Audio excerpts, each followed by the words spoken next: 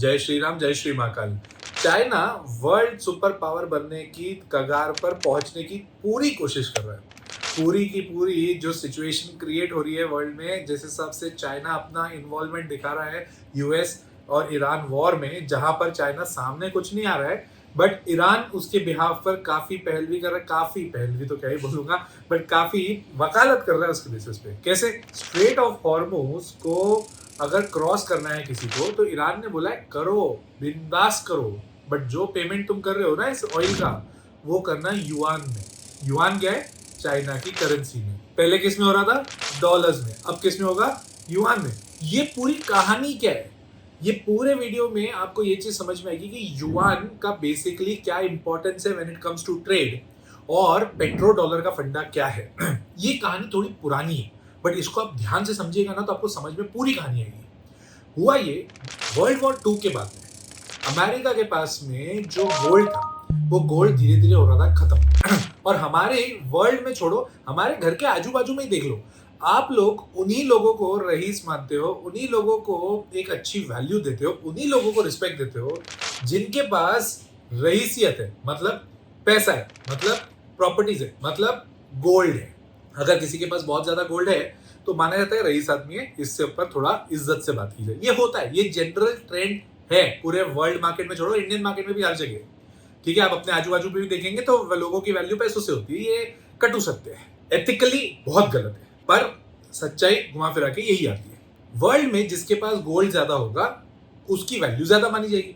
हम क्यों European countries को बहुत रईस मानते हैं? रईस क्यों है? वो उनके पास पैसे हैं। अरे पैसे तो हमारे पास में हम छाप देंगे, बट वो जो पैसे की वैल्यू है, रुपीस की वैल्यू है, यूरो की वैल्यू है, डॉलर की वैल्यू है, वो डिपेंड करती थी कंट्री के पास कितना गोल्ड है।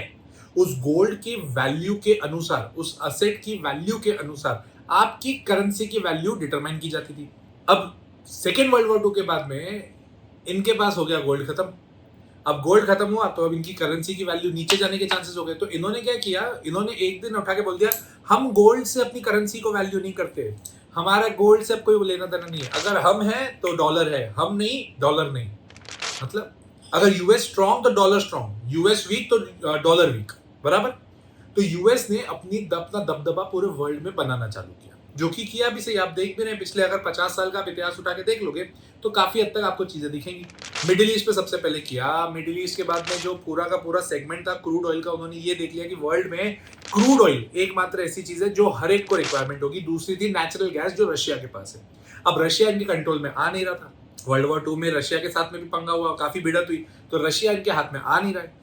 तो कौन आ सकता था? Middle east. मिडिल ईस्ट पे क्या था? क्रूड। अब क्रूड में इन्होंने सारी कंट्रीज को घेर लिया, और घेरते हुए बोल दिया, ओपेक कंट्रीज जिसको बोलते हैं ना, oil and petroleum exporting countries, उनको घेर लिया और बोल दिया कि अब तुम जो भी क्रूड में ट्रेड करोगे, वो ट्रेड करोगे डॉलर में, तुमको मिलने चाहिए डॉलर्स, और तुम डॉलर हमको दे देना, हम तुम्हारे यहाँ पे तुम्हारे यहाँ पे इन्वेस्टमेंट्स कर देंगे, कोई दिक्कत की बात नहीं। तो Saudi, UAE, Qatar, Bahrain, Kuwait, Iraq, Iran, ये सब लोग किस में कनेक्ट हो गए?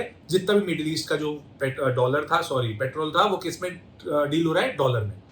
आपको अगर मिडिल ईस्ट में ईरान इंडिया से डील करेगा, क्या चाहिए? Crude oil, very good, payment कितना हुआ? डॉलर्स में हुआ।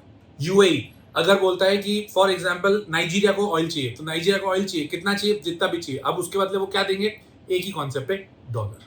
तो डॉलर की डिमांड वर्ल्ड वाइड बढ़ गई, और डॉलर की डिमांड बढ़ती गई तो डॉलर की वैल्यू भी बढ़ती गई, प्राइस भी बढ़ता गया। तो लोगों को लगता था कि डॉलर के बदले, गोल्ड के बदले अगर डॉलर भी रखना है अपने घर में तो रख लो, डॉलर की भी वैल्यू आज नहीं तो कल बढ़ेगी बढ़ेगी। इससे हुआ क्या?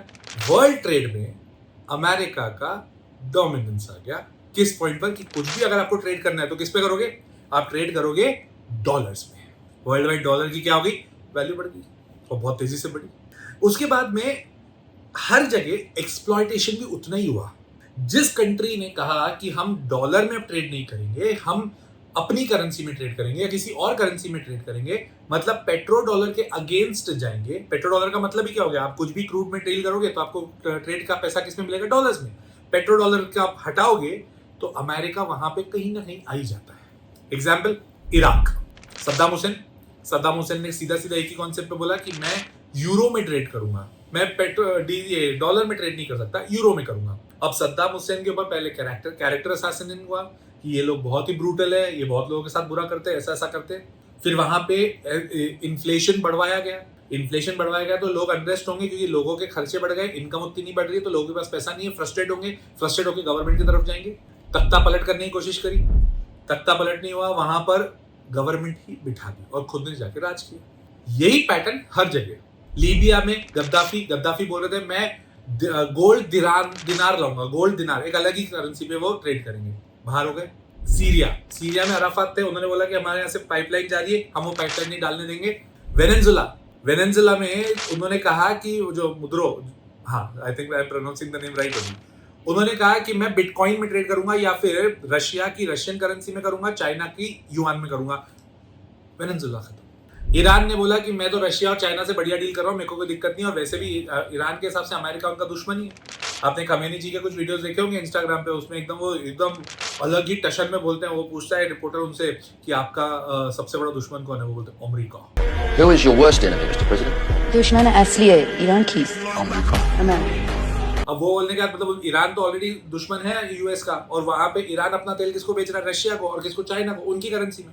अब इससे हो क्या रहा है, स्ट्रेट ऑफ हॉर्मुज जो इन्होंने अभी ईरान ने ब्लॉक किया है, उस ब्लॉकिंग के तरफ भी एक खबर बहुत प्रोमिनेंटली आ रही है। वो ये है कि भाई साहब ईरान ने कहा है तुमको यहाँ से तेल निकालना है, मतलब तुमको लेके जाना है ना क्रूड ऑयल, ले जाओ, कोई दिक्कत की बात नहीं है, पेमेंट हम युआन में लेंगे, मतलब चाइनीज करेंसी में लेंगे, यूएस डॉलर्स में नहीं ले रहे हैं, चाइनीज करेंसी में ले रहे हैं। अब तुम खुद सोचो कि क्या हो रहा है। चाइना डायरेक्टली इन्वॉल्व नहीं है, इनडायरेक्टली इन्वॉल्व तो है इस वॉर में, कोई डाउट नहीं है, क्योंकि अगर युआन में ले रहा है तो युआन की वर्ल्ड वाइड रिक्वायरमेंट क्या हो जाएगी, बढ़ जाएगी, और युआन की अगर वर्ल्ड वाइड रिक्वायरमेंट बढ़ गई, मतलब डिमांड बढ़ गई, डिमांड बढ़ी तो वहां पे प्राइसेस भी क्या होंगे, युआन के बढ़ जाएंगे, तो automatically China will start making a strongness, क्योंकि चाइना में मैन्युफैक्चरिंग का हब कौन है, चाइना। वर्ल्ड में हर जगह जो मैन्युफैक्चर्ड प्रोडक्ट जा रहे हैं वो किसके जा रहे हैं, चाइना। वो ऑलरेडी किस में ट्रेड हो रहे थे, पहले यूएस डॉलर्स में होते थे, अब किस में होंगे, युआन में। तो चाइना का बेस बनते जाएगा, और मैन्युफैक्चरिंग के बेसिस पर अगर चाइना ने बेस बना लिया और युआन स्ट्रांग हो गया तो अमेरिका की वैल्यू गिरेगी ना।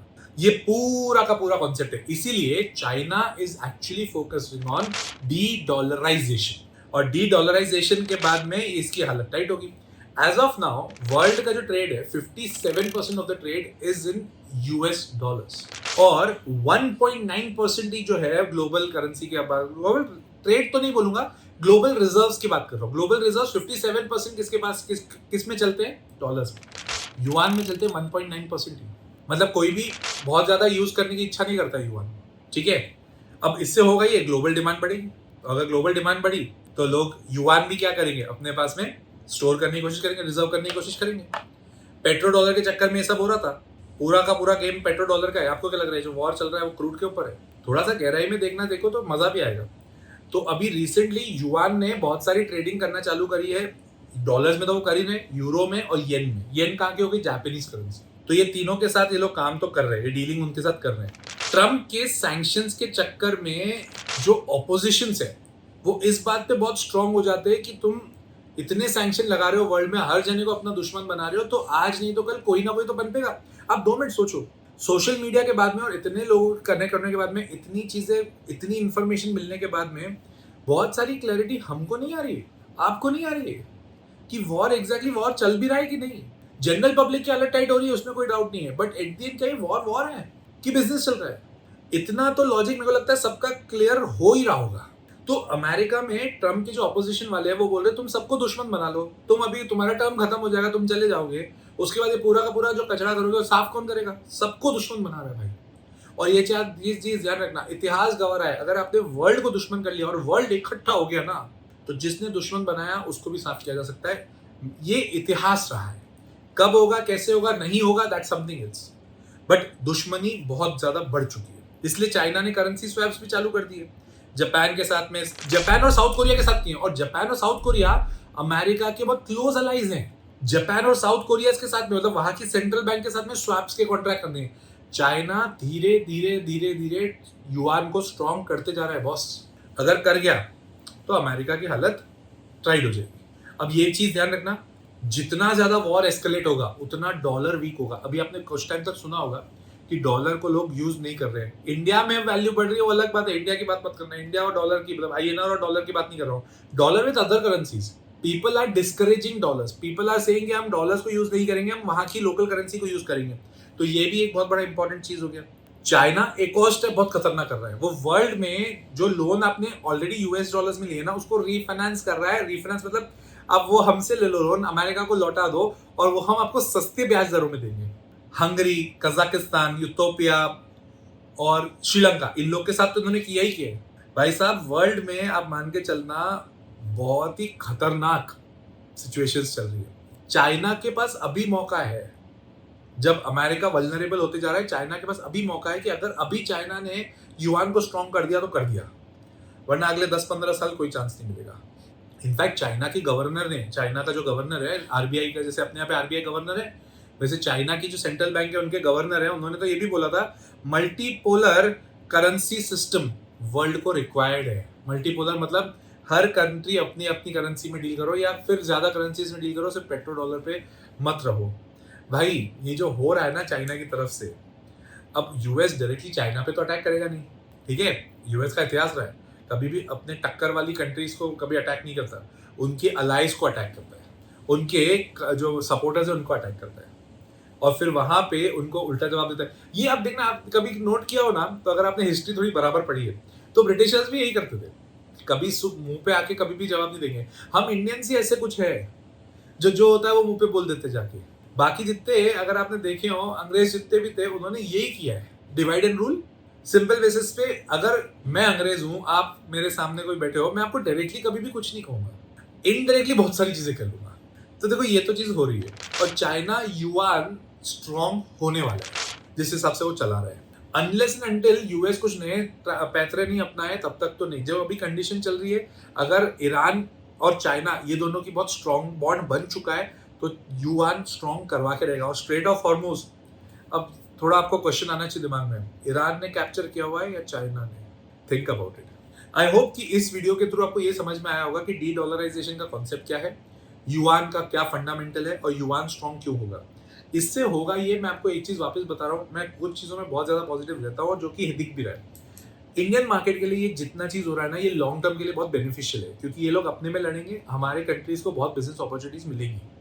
इंडियन मार्केट में बहुत मजा आएगा आपको काम करने में अगर आपने प्रॉपरली पैसे इन्वेस्ट किए और एकदम प्रॉपरली आपने अपने एलोकेशन किए, राइट। और एकदम डिटेल में सीखना है तो आपको पता है कि मेरा कोर्स है द लॉजिकल इन्वेस्टर, आप उसमें खुद को रजिस्टर करा सकते हो और उसकी डिटेल आपको स्क्रीन पर दिख रही है। कॉल करिए और कॉल करके अपने आप को रजिस्टर करा दीजिए। लाइव क्लास होती है, मैं ऐसे ही पढ़ाता हूँ आपको, 1 घंटा पढ़ाता हूँ और 1 घंटा आप लोगों से बात करता हूँ ताकि हमारे बीच में भी कनेक्टिविटी बनी रहे, राइट। और कमेंट करके बताना वीडियो आपको अच्छा लगा, समझ आया कि मैं क्या समझना चाहता, समझ में आया, राइट। और शेयर करेगा अपने दोस्तों के साथ। अगले वीडियो में मिलता हूँ, टिल देन जय श्री राम, जय श्री महाकाल।